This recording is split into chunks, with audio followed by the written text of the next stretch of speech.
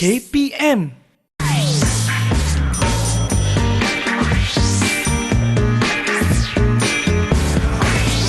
Didik TV KPM. Hai, Assalamualaikum. Salam sejahtera. Anda sedang menyaksikan Didik TV KPM. Hari ini bersama-sama dengan saya Ria selaku pengacara anda. Apa khabar murid-murid di rumah? Kita doakan dalam keadaan yang sihat sejahtera. Ingat pesan Ria selalu, jaga diri, jaga kesihatan. Okey? Dan hari ini murid-murid kita nak teruskan dengan slot Sukses SPM 2022 Pecutan, yang mana hari ini kita akan mempelajari mata pelajaran sains untuk kertas 1 dan juga kertas 2. Nak tahu siapakah guru yang akan bersama-sama dengan Ria pada hari ini? Ayuh kita saksikan dahulu profil beliau.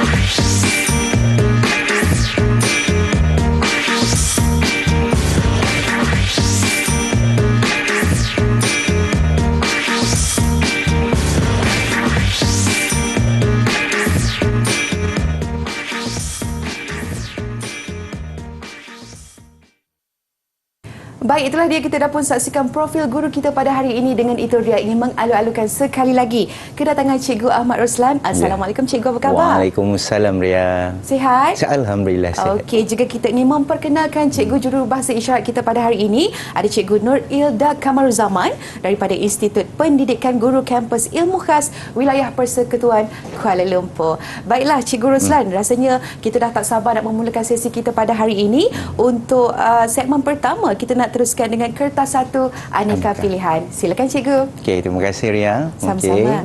Terima kasih juga kepada semua murid-murid di rumah kerana bersama-sama Cikgu hari ini untuk Sukses SPM 2022 untuk pecutan mata pelajaran sains. Okey, hari ini kita akan tengok bagaimana untuk teknik ataupun cara untuk menjawab kertas 1 aneka pilihan. Okey.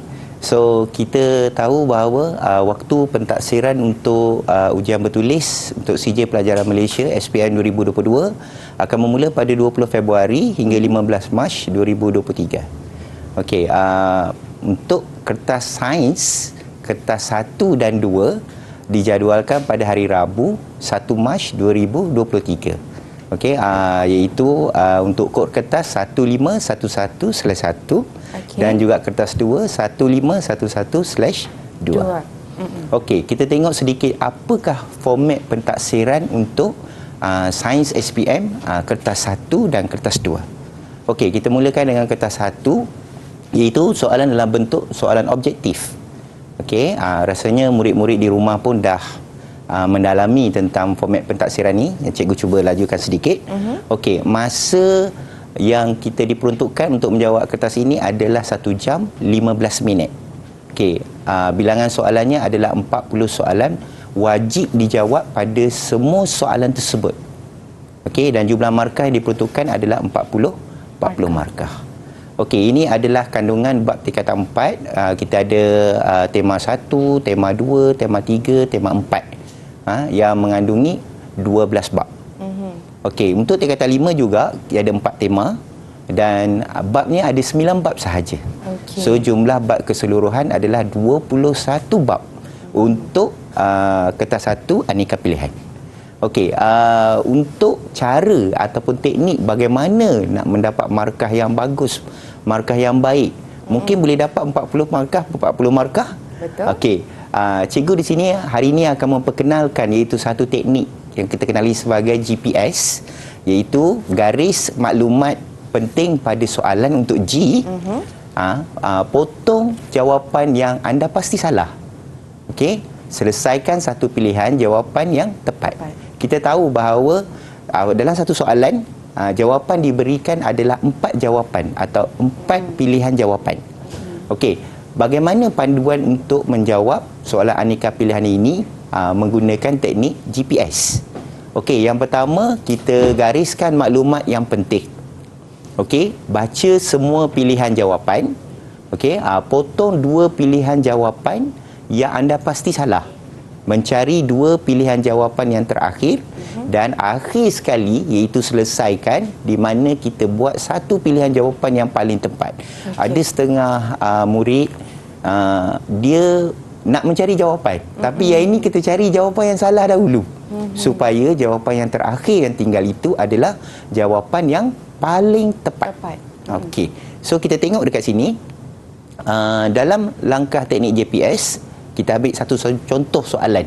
Okey, kita tengok soalan contoh, di mana soalan ini adalah soalan aneka pilihan, mengandungi 4 jawapan, iaitu jawapan A, B, C dan D. Okey, langkah yang pertama adalah kita baca soalan tadi dengan tenang.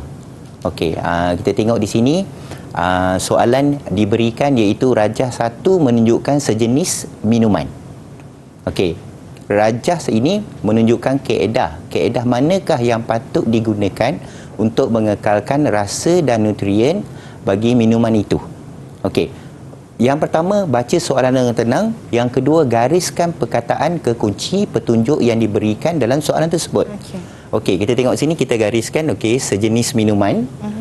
Okey, mengekalkan rasa dan nutrien bagi minuman itu.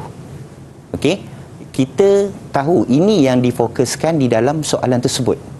Okey, kita pergi kepada langkah yang kedua. Okey, langkah yang kedua iaitu fahami arahan soalan.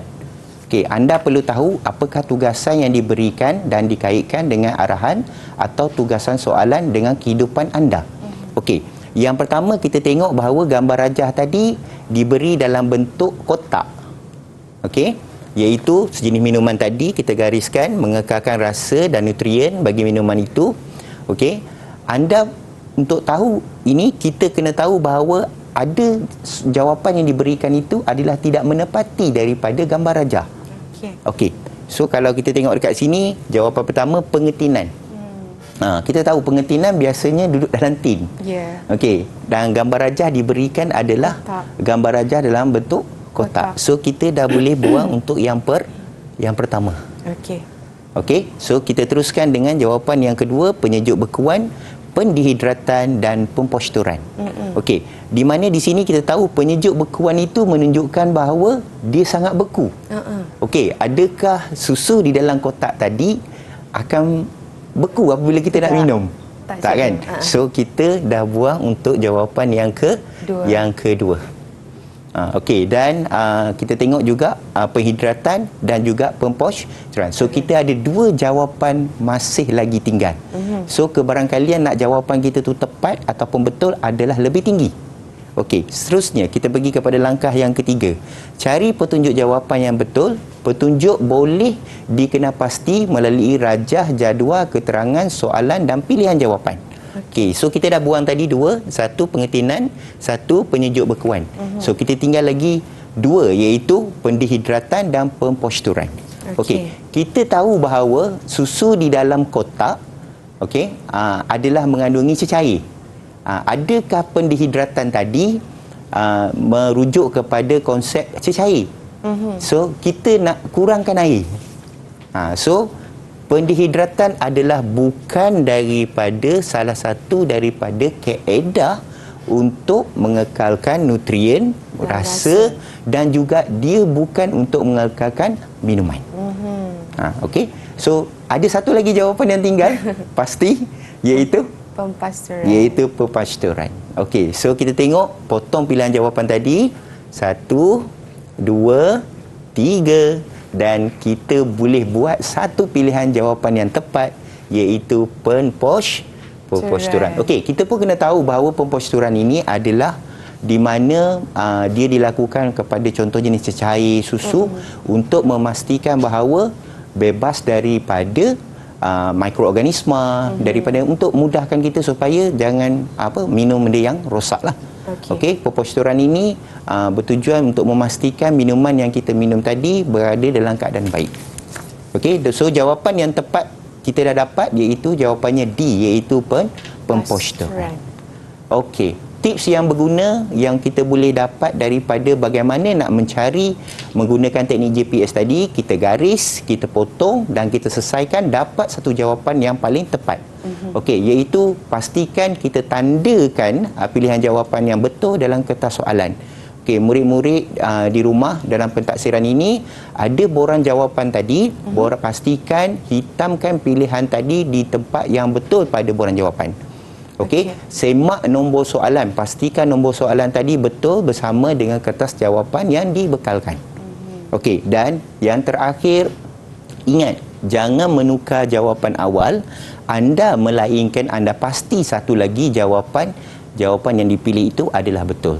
Kita tak dapat lagi jawapan lain, kita tak pasti dengan jawapan, tapi kita dah sibuk nak tukar. Dan jawapan itu mungkin akan menyebabkan kita akan mengalami keliru dengan jawapan yang asal kita dapat. So rasanya itu sahaja yang kita boleh kongsikan untuk kertas satu. Baik, untuk terima hari kasih ini. Cikgu Ruslan di atas pengisian untuk kertas satu aneka pilihan. Diharapkan murid-murid memahami sepenuhnya teknik untuk menjawab soalan ini. Kita nak berehat dahulu sebentar, kembali lagi selepas ini. Didik TV KPM. Didik TV KPM. Hai murid-murid, jom kita masuk kelas. Hari ini kita dalam slot Sukses SPM 2022 Pecutan, yang mana hari ini kita akan mempelajari mata pelajaran sains untuk kertas 1 dan juga 2. Dan Ria masih lagi bersama-sama dengan Cikgu Ruslan. Kita nak teruskan dengan kertas 2, Cikgu, bagi bahagian A, kemahiran proses sains 1. Silakan Cikgu. Okey, so kita tengok apakah itu kemahiran proses sains 1. So untuk kemahiran proses sains 1 ini dia berada dalam kertas 2. Iaitu bahagian A. Sebab kertas 2 ini kita ada 3 bahagian, iaitu bahagian A 4 soalan, iaitu 20 markah, soalan wajib yang kita jawab. Okey, bahagian B ada 6 soalan, 38 markah, wajib dijawab, dan bahagian C kita ada 1 soalan, 10 markah, wajib dijawab, dan ada 2 soalan, 1 kita pilih atau pilih 1 soalan yang mewakili 12 markah. Okey, masa diperuntukkan adalah 2 jam 30 minit dan soalan ini adalah soalan subjektif, berjumlah markahnya adalah 80 markah. Okey, kita tengok yang pertama untuk bahagian A, kemahiran proses sains, di mana soalan ini mewakili untuk soalan nombor 1 hingga soalan nombor 4. Okey, bagaimanakah panduan untuk menjawab dia? So kita perhatikan. Okey, yang pertama kita baca, fahamkan kehendak situasi soalan yang diberikan, garis maklumat penting daripada soalan yang ditanya, garis tujuan eksperimen yang dinyatakan pada soalan. Kerana pada setiap soalan yang diberikan untuk soalan nombor 1 hingga 4 ini, pada bahagian A, murid-murid kena tahu bahawa diberi tujuan eksperimen. Gariskan tujuan eksperimen tersebut. Okey, supaya kita tahu apakah kehendak eksperimen itu. Okey, dan yang paling penting di dalam kemahiran proses sains ini, untuk itu kita tahu pemboleh ubah, iaitu pemboleh ubah dimanipulasi dan juga pemboleh ubah bergerak balas. Okey, jika soalan itu melibatkan lakaran, pastikan dibuat dengan sempurna. Kerana murid-murid kena pastikan lakaran tadi dilakar dengan betul, menggunakan pensel yang terang, okey, dan pastikan di label untuk mendapatkan markah. Okey, so kita tengok apa yang terkandung dalam kemahiran proses sains ataupun singkatannya ya, iaitu KPS. Okey, murid-murid di rumah pasti dah biasa dengan KPS agaknya. Tapi hari ini kita tengok 5 KPS yang pertama, iaitu mengawal pemboleh ubah, membuat hipotesis, memerhati, membuat inference dan mendefinisi secara operasi. Singkatan dia adalah DSO. Okey, so kita tengok satu persatu. Apa itu sebenarnya mengawal pemboleh ubah? Okey, kita tengok dalam satu penyiasatan ataupun dalam eksperimen yang kita jalankan. Pemboleh ubah ini kita kaitkan dengan 3 pemboleh ubah yang utama, iaitu pemboleh ubah dimanipulasi, pemboleh ubah bergerak balas dan pemboleh ubah yang dimalarkan. Okey, kita tengok apa itu sebenarnya ketiga-tiga pemboleh ubah ini. Yang pertama kita tengok pemboleh ubah dimalarkan. Okey, apa yang sama, yang kekal daripada mula eksperimen sampai akhir eksperimen, kita kenali dia sebagai pemboleh ubah dimalarkan. Okey. Dan yang kedua, pemboleh ubah dimanipulasi. Contohnya kita gunakan lebih daripada satu bahan yang boleh ditukar ataupun yang boleh diganti, itu kita kenali sebagai pemboleh ubah dimanipulasi. Okey, manakala yang terakhir yang rasanya bila kita buat keputusan, ini yang kita nak atau kita nak cari, iaitu keputusan ataupun pemboleh ubah bergerak balas. Okey. Ria pun pernah buat eksperimen waktu sekolah dulu. Pasti nak dapat keputusan kan bila buat eksperimen. Okey, di mana kita nak dapat pemboleh ubah ni? Okey, kita boleh dapat pemboleh ubah ini daripada 4 tempat. Yang pertama daripada ayat. Okey, contoh ayatnya iaitu kita tengok di sini, orkid memerlukan kehadiran fosforus untuk pertumbuhan akar, bunga ataupun daun. Okey, yang pertama kita tengok bahawa untuk mendapatkan pemboleh ubah ini, biasanya dia akan nyatakan apakah bahan yang ada, yang digunakan, apa bahan yang berbeza digunakan. Itu kita kenali sebagai pemboleh ubah dimanipulasi. Okey, dan apa keputusan eksperimen itu, apakah kehendak eksperimen itu, kita katakan dia pemboleh ubah bergerak balas. Okey, kalau Ria tengok dekat sini agak-agaknya boleh teka tak bagi cikgu satu pemboleh ubah dimanipulasi. Kita ada 2 pilihan jawapan di sini. Kalau Ria boleh satu. Ria cuba cikgu. Silakan. Untuk pemboleh ubah dimanipulasi adalah kehadiran fosforus. Okey, kehadiran fosforus dan pertumbuhan akar, bunga atau daun tadi itu adalah yang bergerak balas. Yes, kita tengok betul pemboleh ubah dimanipulasi untuk kehadiran fosforus ataupun panggilannya adalah faktor yang berubah. Okey, dan kita ada pemboleh ubah bergerak balas iaitu pertumbuhan akar, bunga, daun atau kita kenali sebagai faktor yang diperhatikan. Okey. So yang kedua kita boleh dapat daripada gambar raja. Okey, kalau tengok pada gambar raja ini kita dapat kedua atau ketiga-tiga pemboleh ubah dimanipulasi. Tadi yang pertama dimanipulasi, yang kedua bergerak balas, yang ketiga pemboleh ubah dimalakan daripada gambar raja. Kita tengok ada 2 blok yang berbeza, iaitu blok Ganser dan satu blok Cuprum. Dia menunjukkan pemboleh ubah dimanipulasi. Okey, dan kita tengok selepas diketuk dengan penukul tadi, so satunya blok Ganser tiada perubahan berlaku, dan manakala kepingan Cuprum tadi menjadi blok Cuprum tadi menjadi kepingan Cuprum. So itu adalah pemboleh ubah bergerak balas. Okey, dan di mana pemboleh ubah dimalakan sini adalah kehadiran daya dikenakan oleh penukul tadi. Diberikan daya yang sama sewaktu sebelum untuk blok Ganser dan juga blok Cuprum. Okey. So kita tengok pada jadual. Okey, keputusan eksperimen untuk mengkaji pengoksidaan hirisan buah apel dengan menggunakan larutan yang berbeza yang dicatat dalam jadual 1. Biasanya kita akan dapat daripada jadual ini cukup mudah ya. Okey, murid-murid di rumah pun boleh tahu bahawa untuk mendapat ketiga-tiga pemboleh ubah ini daripada jadual cukup mudah. Yang pertama kita tengok pada bahagian atas tulisan pada jadual tadi. Contohnya di sini adalah jenis larutan.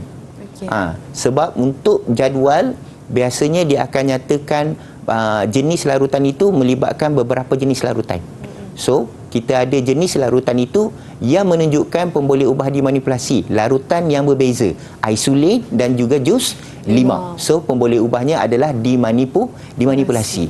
Manakala warna hirisan apel selepas 3 minit tadi menunjukkan bahawa keputusan yang kita perolehi daripada bahan yang kita gunakan, iaitu apakah keputusan yang kita perolehi. Dia menunjukkan pemboleh ubah bergerak balas. So pemboleh ubah bergerak balasnya di sini adalah warna hirisan apel selepas 30 minit. Okey, daripada graf. Okey, daripada graf kita akan nampak ada 2 paksi, iaitu paksi Y dan juga paksi X. Okey, paksi Y menunjukkan di sini adalah bilangan buah, manakala paksi X adalah julat jisim dalam gram. Okey, yang mewakili pemboleh ubah bergerak balas adalah bilangan buah, iaitu pada paksi Y, manakala paksi X adalah julat jisim untuk mewakili pemboleh ubah dimanipulasi. Okey, kita tahu bahawa dalam KPS ini, okey, selain daripada pemboleh ubah, kita ada satu lagi iaitu yang berkait dengan pemboleh ubah, di mana untuk kita buat membuat hipotesis. Okey, apakah itu sebenarnya hipotesis? Iaitu pernyataan umum tentang hubungan antara dua pemboleh ubah, iaitu dimanipulasi dan juga pemboleh ubah bergerak balas. Okey, contoh, kita ada dua jenis hipotesis. Okey, di dalam pentaksiran SPM, kita tahu bahawa ada dua jenis hipotesis yang diterima satu ataupun ditolak. So, yang mana diterima? Biasanya diterima ini adalah hipotesisnya adalah hipotesis khusus. Dia merujuk kepada bahan apa yang digunakan, apakah hasil daripada keputusan eksperimen yang kita jalankan. Okey, kita tengok hipotesis khusus diterima. Contohnya adalah pH 7 adalah sangat sesuai untuk pertumbuhan mikroorganisma.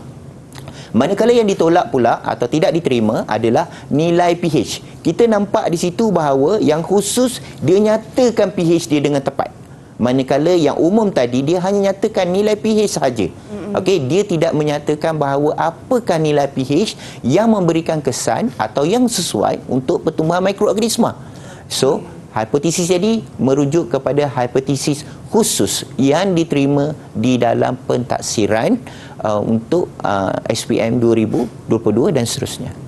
Okey, dan juga kita nampak pada hipotesis tadi ada dua pemboleh ubah kita gunakan, iaitu pemboleh ubah dimanipulasi dan juga pemboleh ubah bergerak balas. Okey, kita tengok soalan contoh untuk membuat hipotesis.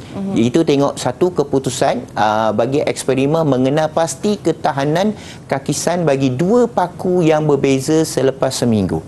Okey, untuk soalan ini kita mesti kena cari satu pemboleh ubah, iaitu pemboleh ubah dimanipulasi dan juga pemboleh ubah bergerak balas. Okey, pemboleh ubah dimanipulasi di sini adalah jenis paku dan juga pemboleh ubah bergerak balas adalah ketahanan kakisan.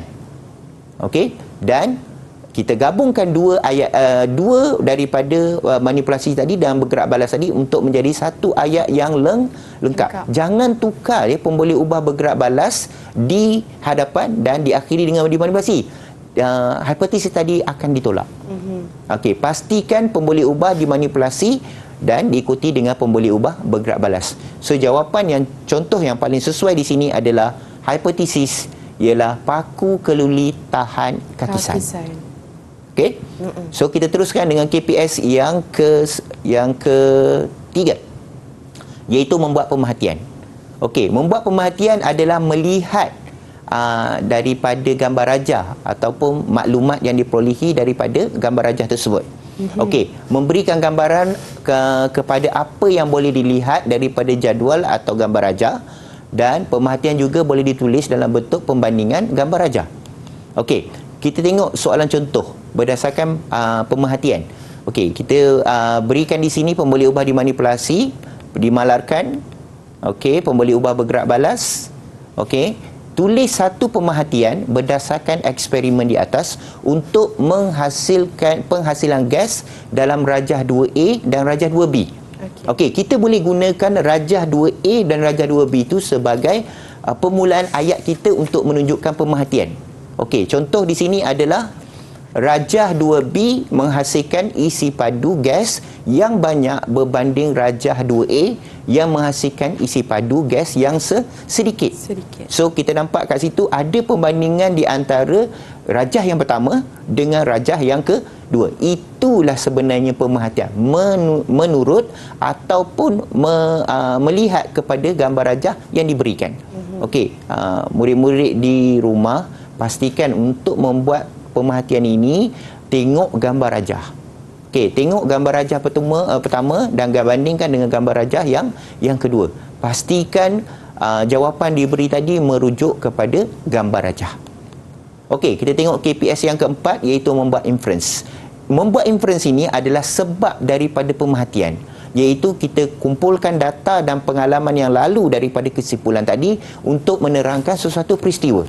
Okey, contoh di sini adalah berdasarkan pada pemerhatian tadi, iaitu rajah 2B menghasilkan isi padu gas yang banyak berbanding dengan rajah 2A menghasilkan isi padu gas yang sedikit. Kerana apa? Okey, kita balik kepada gambar rajah yang sama, di mana kita tengok di sini adalah satu inference yang berdasarkan pemerhatian pada rajah pemerhatian tadi yang sama sahaja. Kita berikan balik, dimanipulasi, dimalarkan, okey, bergerak balas. Okey, dan kita tengok agak-agaknya apa yang menyebabkan gas daripada 2A tadi adalah kurang berbanding dengan 2B. 2B lebih banyak. Ini disebabkan oleh logam M lebih reaktif berbanding dengan logam L. Untuk melihat inference ini, okey, murid-murid di rumah boleh tengok pada bahagian dimanipulasi. Okey, pemboleh ubah dimanipulasi tadi yang menentukan inference apa yang sesuai untuk pemerhatian. Okey. Seterusnya kita ada KPS yang kelima, definisi secara operasi ataupun DSO. Okey, kita jawab untuk definisi secara operasi ini berdasarkan kepada 4 ciri penentu. Okey, kita jawab ini adalah untuk membentuk satu ayat umum. Okey, ayat umum tersebut mesti mengandungi keempat-empat ini. Yang pertama, biasanya disebut pada perkataan akhir pada soalan tersebut. Okey, yang kedua berdasarkan pada kategori ataupun kita panggil dia sebagai bahagian-bahagian mana yang sesuai. Contohnya seperti bahan, cecair, logam, mikroorganisma, proses ataupun keadaan ataupun sebagainya. Okey, yang ketiga kita tengok pada pemerhatian eksperimen itu. Dan yang terakhir daripada 4 ciri penentu tadi adalah situasi eksperimen. Okey, kita tengok kat sini contoh untuk definisi secara operasi. Okey, alloy ialah bahan yang tidak berubah bentuk apabila diketuk dengan menggunakan penukul. Kita tengok perkataan pertama tadi adalah alloy.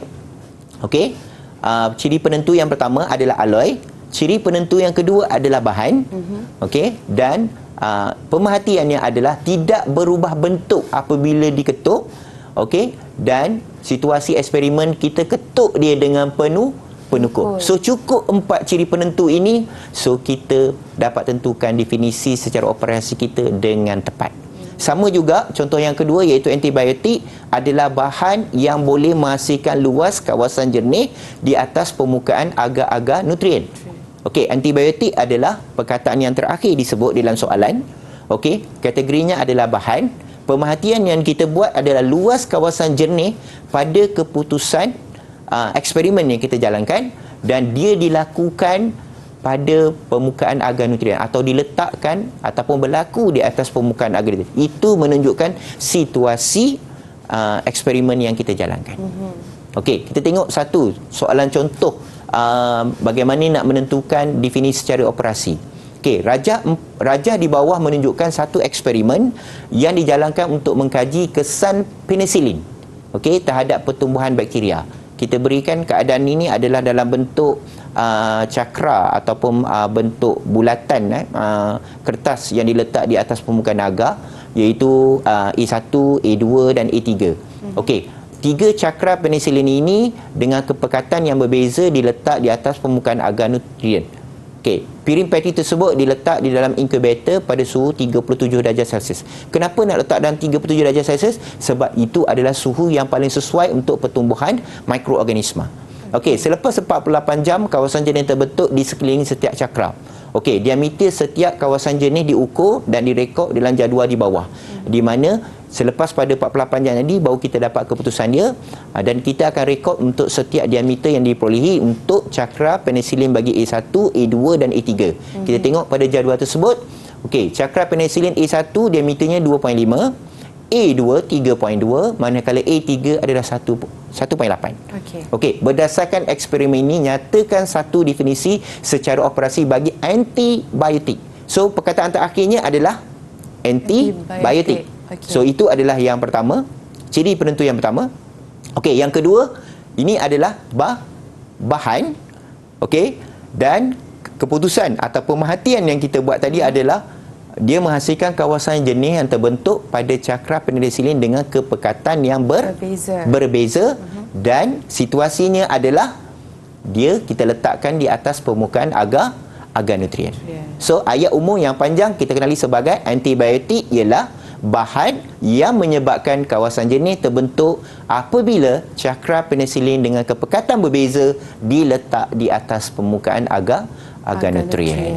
Okey, cikgu harap apa yang dikongsikan berkenaan dengan kelima-lima untuk KPS tadi dapat memberikan sedikit kepada gambaran kepada murid-murid di rumah bagaimana untuk menjawab soalan kemahiran proses sains ini. Okey, baik, itulah dia sedikit perkongsian juga untuk kertas 2 bahagian A, kemahiran proses sains 1. Terima kasih cikgu. Kita nak berehat dahulu sebentar, kembali lagi selepas ini. Terima kasih. Didik TV KPM. Didik TV KPM. Hai murid-murid, jom kita masuk kelas. Hari ini kita dalam slot sukses SPM 2022 pecutan yang mana kita nak teruskan dengan mata pelajaran sains untuk kertas 1 dan juga 2. Ria masih lagi bersama-sama dengan Cikgu Roslan. Kita nak teruskan cikgu dengan kertas 2 bahagian A, kemahiran proses sains 2. Jom cikgu. Okey, terima kasih Ria. So kita ada masa lagi untuk memecut. Boleh. So kita pecut ya. Okey, so kita teruskan dengan bahagian A juga untuk 20 markah iaitu kemahiran proses sains. Okey, soalan 1 hingga 4 ini adalah soalan wajib ya. Untuk murid-murid di rumah, pastikan murid-murid menjawab soalan ini dengan penuh dan pastikan soalan ini dijawab dengan jawapan yang mengikut kemahiran proses sains. Kerana soalan ini adalah soalan wajib. Okey, apa yang kita nak tengok kat sini dalam kemahiran proses sains yang berikutnya adalah kita ada 6 kemahiran proses sains iaitu mengelas, mengguna perhubungan ruang dan masa, meramal, okey, mengukur dan menggunakan nombor, mentafsir data dan juga berkomunikasi. Okey, bunyi berkomunikasi tu macam menggunakan telefon dia kan? Tak ada. Dia berkait dengan graf. Okey, so kita tengok bagaimanakah panduan, apakah panduan bagi untuk menjawab soalan daripada kemahiran proses sains ini. Okey, yang pertama, baca dan fahamkan kehendak situasi soalan yang diberikan. Murid-murid di rumah jangan rasa risau untuk menggariskan apakah maklumat yang ada dalam kenderaan pada soalan tadi. Apakah maklumat yang dikendaki dalam soalan tadi, sila gariskan untuk memastikan bahawa maklumat-maklumat penting tadi tidak dilupakan, maksudnya tidak terlepas daripada maklumat penting tadi. Okey, garis tujuan eksperimen dinyatakan pada soalan. Dalam setiap soalan yang diberikan untuk soalan 1 hingga 4 ini, pastikan dapatkan tujuan eksperimennya. Kerana tujuan eksperimen ini penting untuk kita tahu apa fokus eksperimen itu. Okey, tentukan pemboleh ubah dimanipulasi dan juga pemboleh ubah bergerak balas dan pastikan juga kalau ada lakaran, kalau ada label, pastikan dibuat dengan sempurna. Di situ kita pastikan bahawa markah yang diperolehi tadi, markah untuk satu soalan adalah 5 markah, kita perolehi penuh. Untuk satu soalan 5 markah. Okey, untuk 4 soalan jumlah markahnya 20 markah. Okey, kita tengok yang pertama iaitu KPS ke-6, mengelas. Okey, untuk mengelas ni kita ada pilihan jawapan melalui gambar. Biasa pilihan jawapan kita berikan dalam dalam 3 ataupun 5. 5 pilihan ataupun 3 pilihan. Biasanya kalau untuk 3 pilihan, okey, pilihan yang kita ingin dapatkan hanya 1. Kalau biasanya ada 5 pilihan gambar, biasanya pilihan yang kita kendaki adalah 2. Dia bukan bergantung dengan markah. Markahnya adalah tetap 1 markah. Okey, kalau tengok pada di sini, okey, gambar yang diberikan adalah lebih kurang hampir sama. Dia akan memberikan kita rasa keliru disebabkan gambar yang sama. Di sini kita perlu baca soalan tadi dengan betul-betul faham. Baru kita boleh tentukan yang mana pilihan kita dalam mengelaskan. Di mana murid-murid di rumah boleh tengok apakah perbezaan yang ketara di antara gambar-gambar itu supaya boleh buat pilihan jawapan tadi dengan tepat. Okey, kalaulah Ria diberi untuk buat pilihan ini, tandakan right pada mikroorganisma yang boleh dimusnahkan oleh antibiotik. Kita tahu bahawa antibiotik ini adalah untuk membunuh mikroorganisma. Okey, mikroorganisma apa dan contoh jawapan di depan kita ni yang mana yang paling sesuai. Kita tengok yang pertama, bentuk gambar dia macam belian tu. Itulah dia cikgu. Macam belian. Okey, yang kedua macam cacing. Yang ketiga macam bentuk bulat-bulatan ada titik-titik di tengahnya. Okey. Ria pilih G. G? Okey. Berupa cacing. Berupa cacing. Okey. Yang pertama itu adalah virus. Okey, yang kedua itu adalah bakteria. Okey. Dan yang ketiga itu adalah protozoa. Okey, kita tahu di sini sebelum kita buat pilihan, kita kena faham soalan, iaitu pastikan antibiotik tadi adakah dia boleh bunuh virus, dia boleh bunuh bakteria ataupun boleh bunuh protozoa. Okey, dan jawapannya virus tadi tidak dapat dibunuh dan protozoa juga tidak dapat dibunuh. So, jawapan yang pertama kita tidak tanda. Jawapan kedua pun kita tidak tanda untuk I, dan jawapan yang ketiga kita tandakan dengan ni. Okey, dinasihatkan kepada murid-murid di rumah, pastikan tanda mengikut tanda yang dikendaki. Dia suruh tanda right, tandalah right. Jangan dipangkah.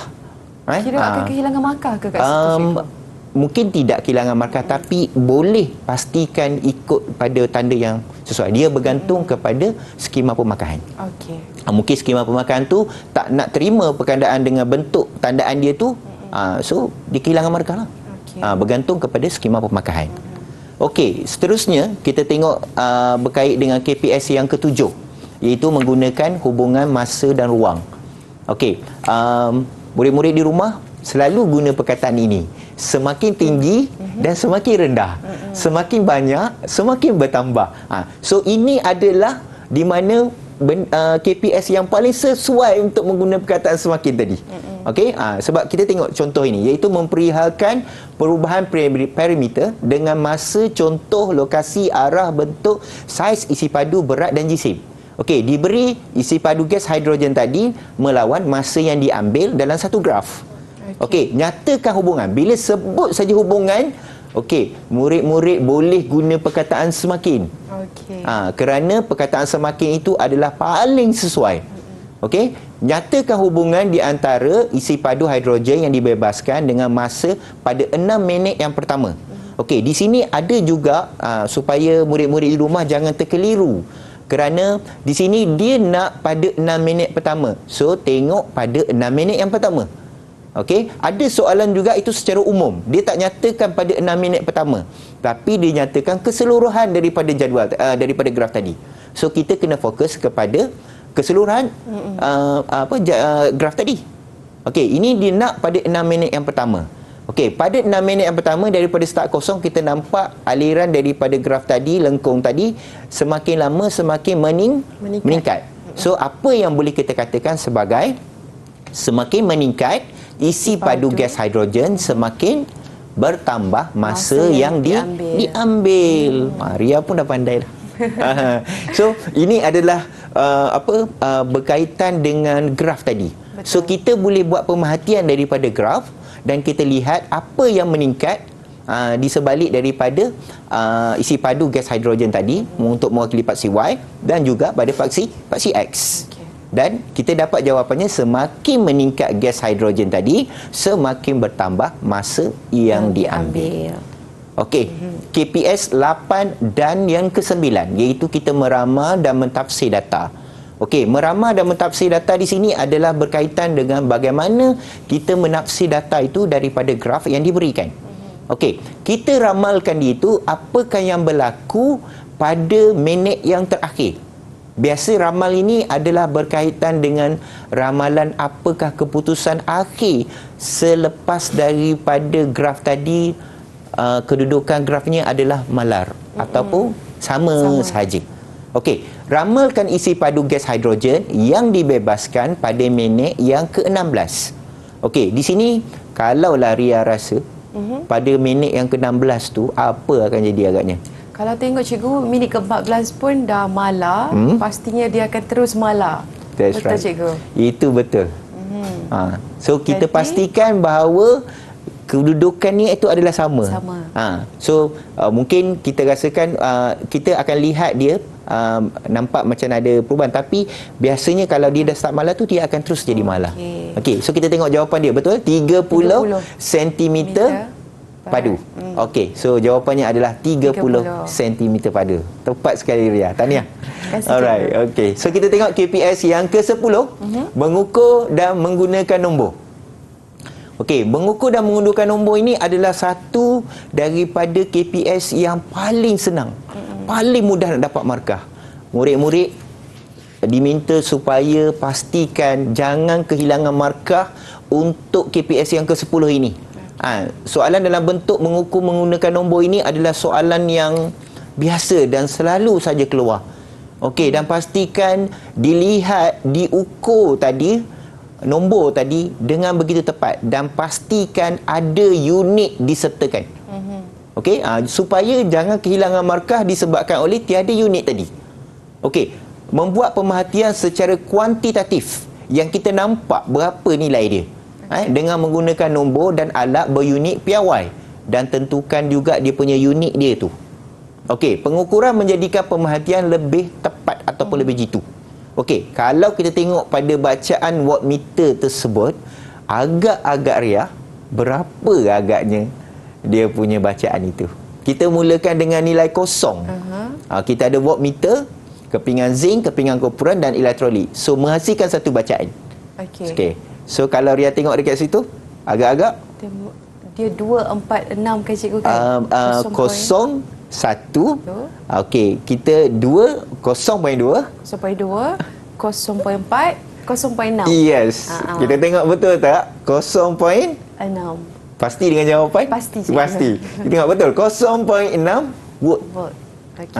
So, pastikan kita buat sedikit analisa untuk jawapan kita.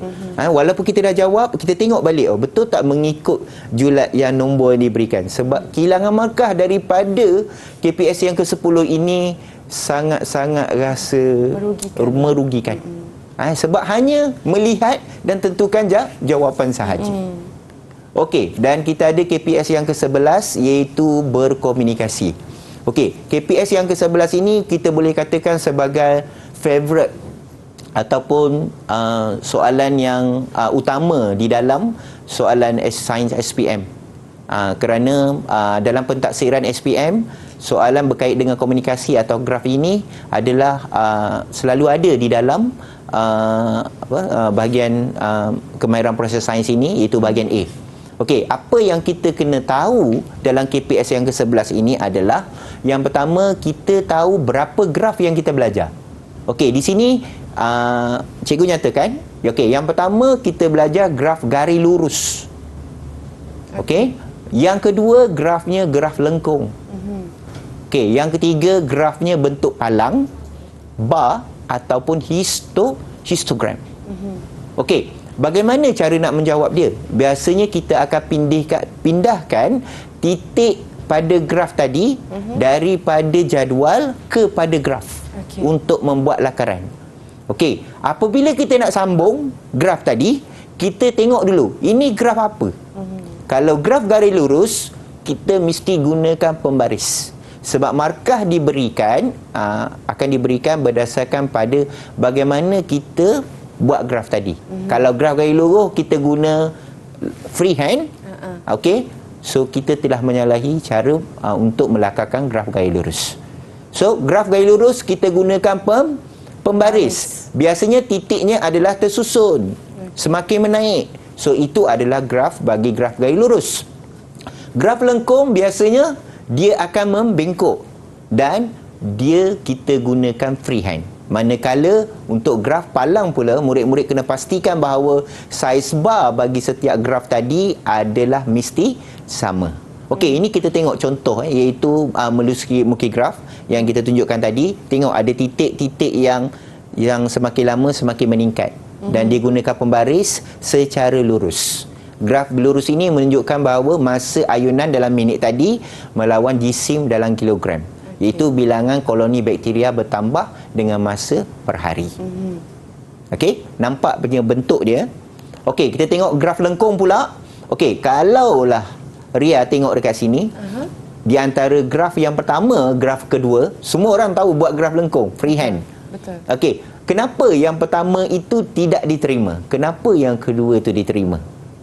Kata freehand kan?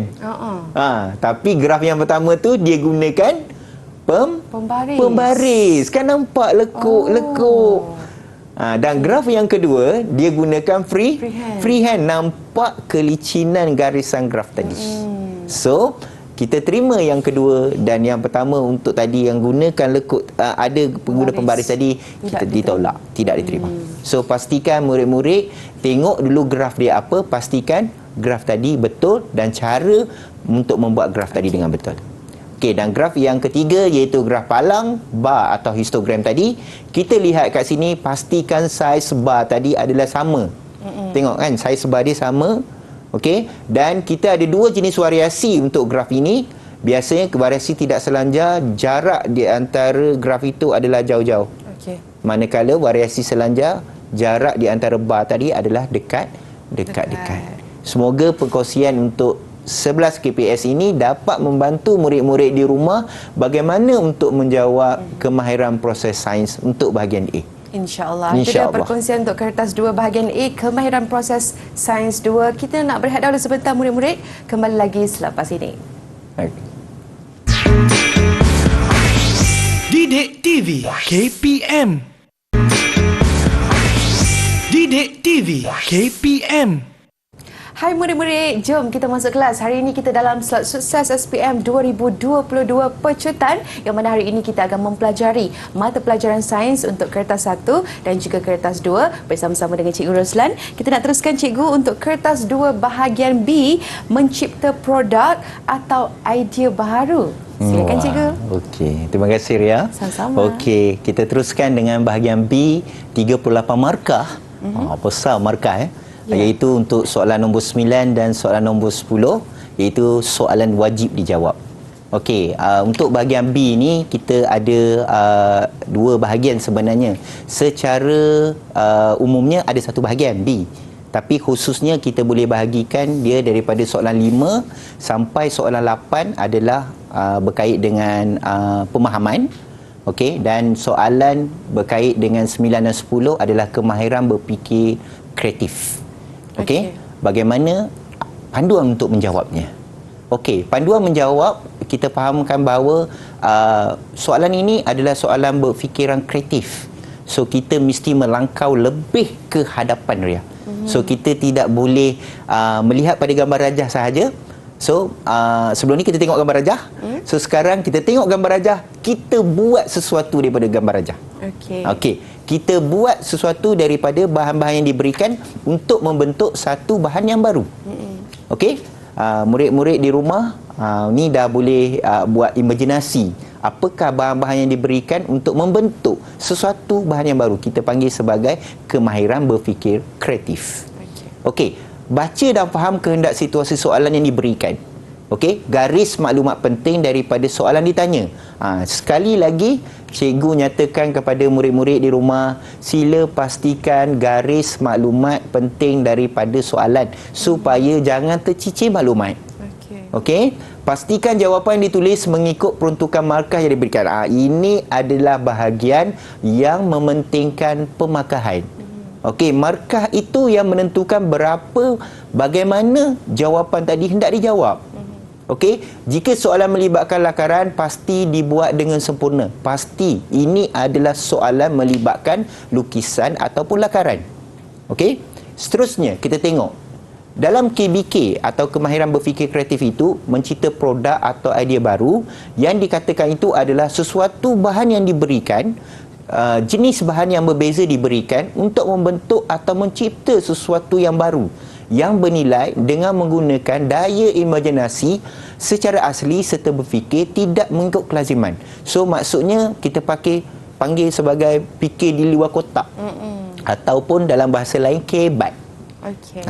Maksudnya kita diberi beberapa alat, diberi beberapa bahan, so kita kena bentukkan dia, kita kena sambung, kita kena cantumkan, kita kena masukkan, jadikan dia satu lakaran untuk membentuk bahan yang baru.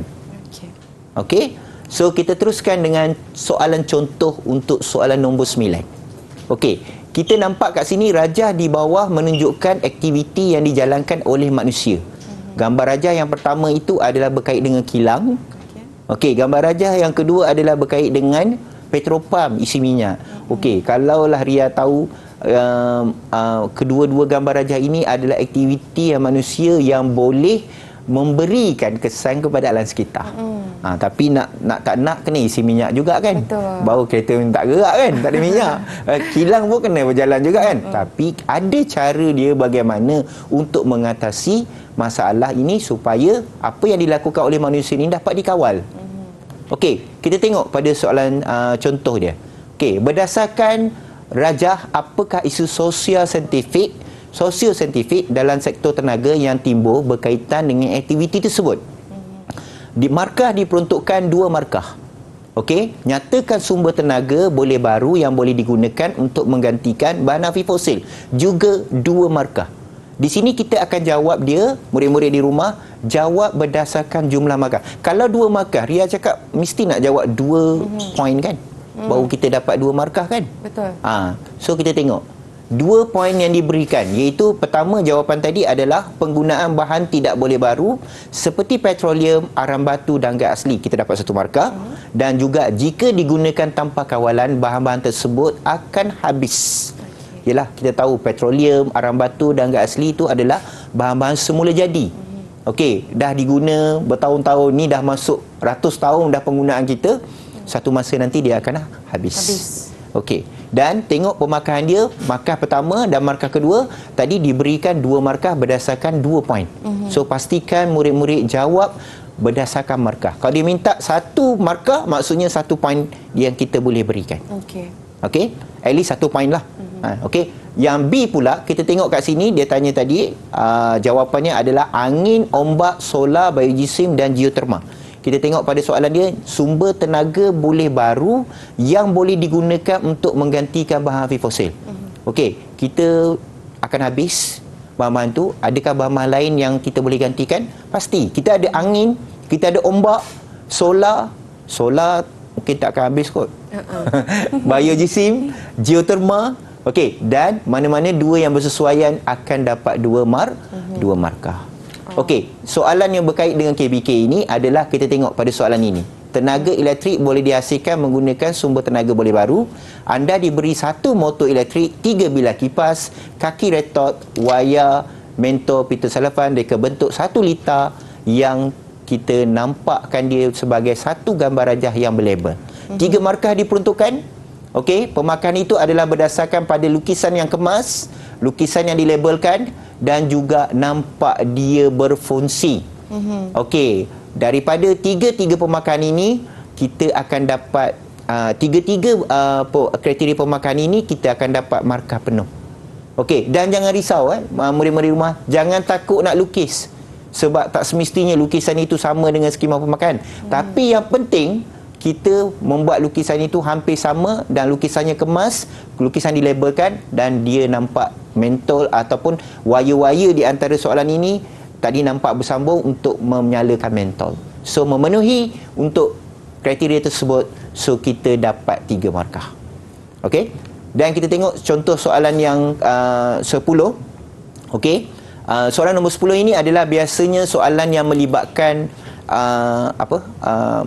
kita tentukan bahagian-bahagian mana. Contoh ni soalan ni adalah berkait dengan bahagian manakah yang menghasilkan minyak yang bermutu tinggi daripada keretan rentas buah kelapa sawit. Okey, namakan jenis minyak yang diekstrak daripada zat. Okey, dan C, pengambilan minyak kelapa sawit telah menjadi satu kebiasaan dalam kalangan rakyat Malaysia. Pada pendapat anda, wajarkah minyak kelapa sawit menjadi daya pemakanan setiap individu? Berikan alasan. So kita tengok sini apabila dilabelkan, okey, kita akan nampak di sini adalah jawapan pada setiap bahagian tadi dinyatakan. Okey, kita tengok satu-satu jawapannya. Yang pertama adalah jawapannya pada bahagian tempurung dia, minyak yang paling berkualiti. Okey, minyak isirun sawit. Okey, kita ada 2 keadaan di mana wajar dengan tidak wajar. Okey, kalau yang menyokong untuk jawapan tersebut, so dia boleh tulis wajar. Pastikan penerangan itu menyokong jawapan wajar tadi.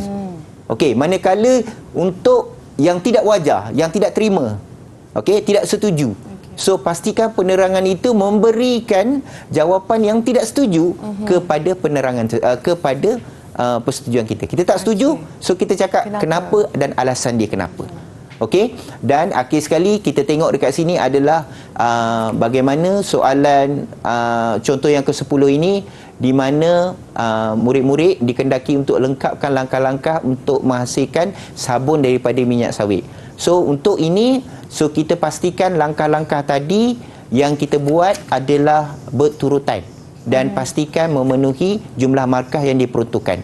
Okey, langkah-langkah ini mesti berurutan daripada awal sampai akhir, iaitu di mana kita tengok yang pertama, minyak sawit terpakai dicampurkan dengan larutan kalium hidroksida dan dipanaskan. Okey, serbuk garam dan air sulin ditambah untuk mengurangkan ketelarutan sabun. Sabun akan terapun dan di atas permukaan larutan. Dan sabun yang tak dihasilkan tadi akan dituras. Okey, so rasanya ini adalah bagaimana cara pemakahan dan di mana murid-murid di rumah boleh dapatkan maklumat ini untuk menjawab dengan lebih mudah dan markah tadi dapat diperolehi dengan markah penuh. Okey, baik, itulah dia perkongsian untuk kertas 2 bahagian B, mencipta produk dan juga idea baharu. Biarkan murid-murid memahami sepenuhnya teknik yang betul ya Cikgu Ruslan untuk kita menjawab bahagian A dengan bahagian B ni agar kita cemerlang dalam mata pelajaran sains kertas 1 dan juga 2. Terima kasih Cikgu Ruslan. Juga terima kasih Cikgu Jurubahasa Isyarat kita pada hari ini, Cikgu Nur Ilda Kamal Zaman. Sampai kita jumpa lagi. Assalamualaikum. Bye-bye.